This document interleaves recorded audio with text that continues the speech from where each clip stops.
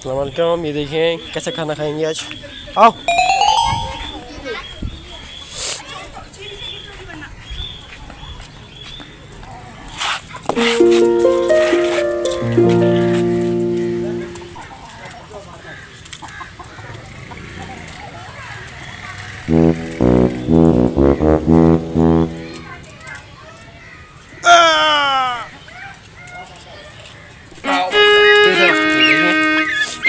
कितना बड़ा हो गया।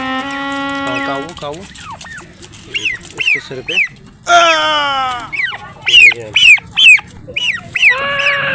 देखिए ना, इसके सिर पे कैसे निशान आते हैं। अभी ये स्किन जो है इसकी लटकेगी, ये नीचे वाली स्किन लटकेगी और ये इसके ऊपर का ताज है, ये इसके ऊपर फेस पे आ जाएगा। इसमें जो है ना 3 नर हैं,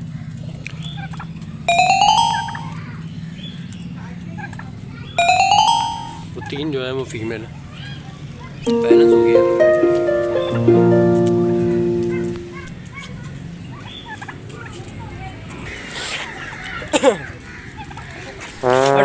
ये लो।